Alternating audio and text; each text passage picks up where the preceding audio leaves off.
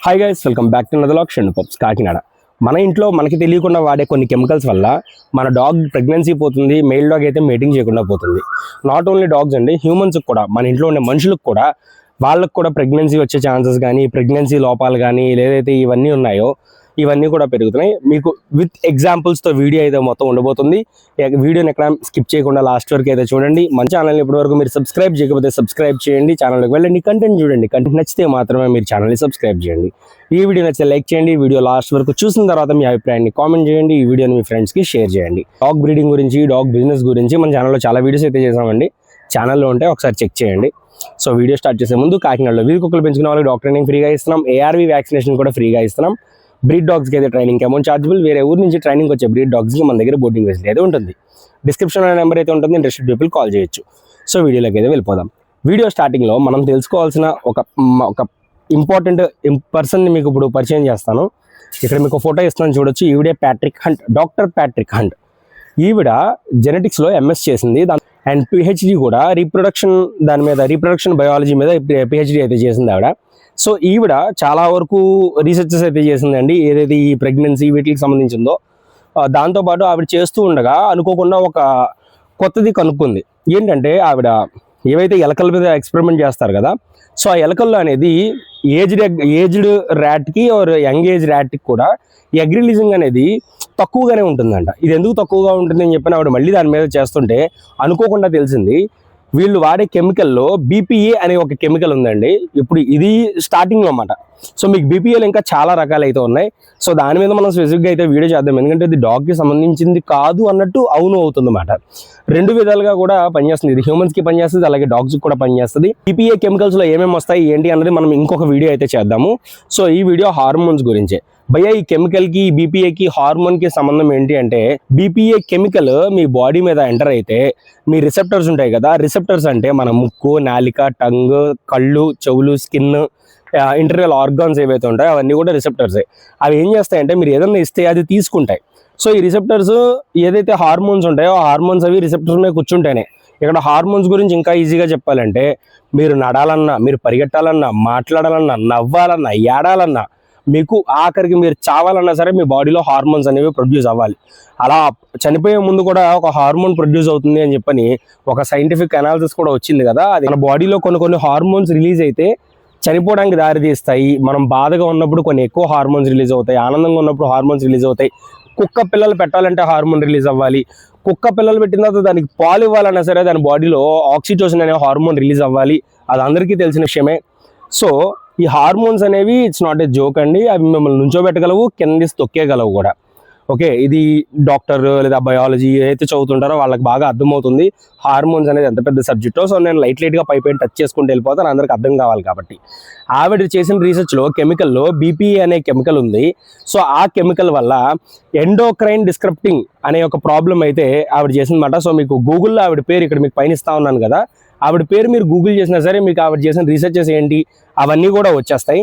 So ఆవిడ ఏం చెప్తుందంటే, ఈ BPA అనే కెమికల్ వాడడం వల్ల తర్వాత చేస్తూ ఉంటే నాట్ ఓన్లీ BPA ఇందాక చెప్పాను కదా, అవన్నీ కూడా బయటపడ్డాయి.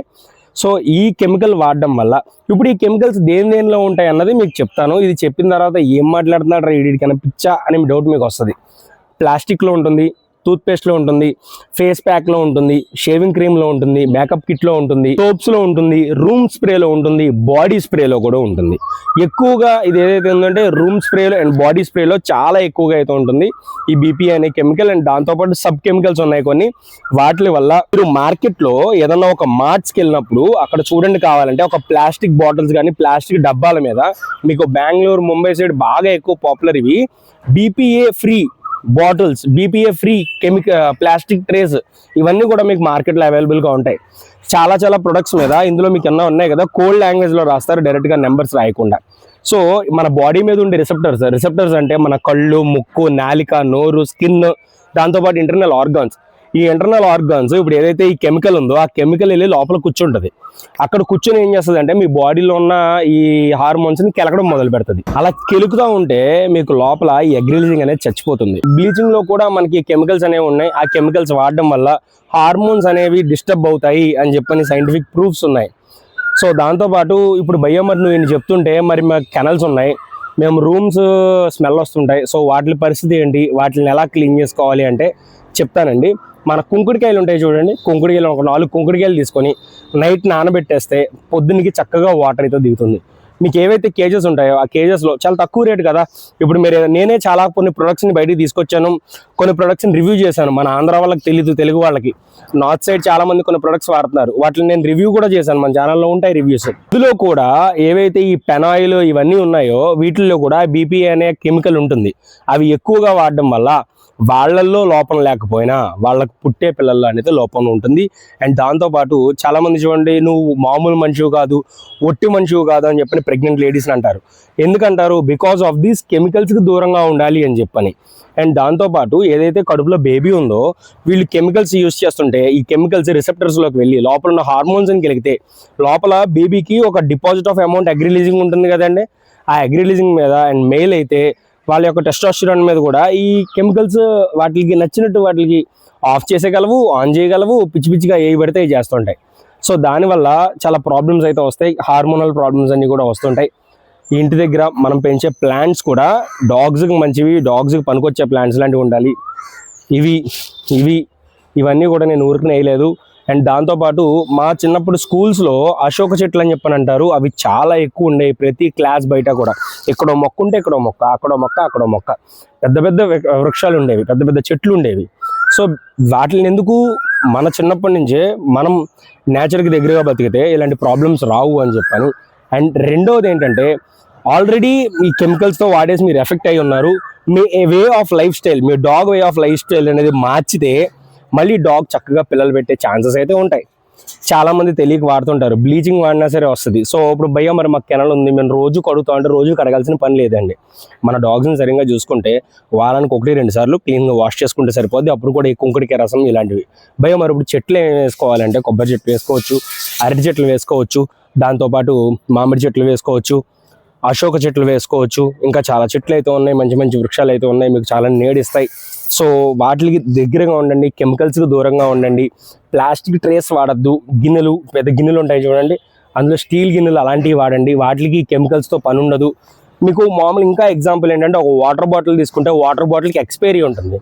వాటర్కి ఎక్స్పైరీ ఏంట్రా అనుకుంటాం, అక్కడ వాటర్ కాదు ఉండేది ఎక్స్పైరీ, ఆ బాటిల్కి, ఆ ప్లాస్టిక్కి ఎక్స్పైరీ.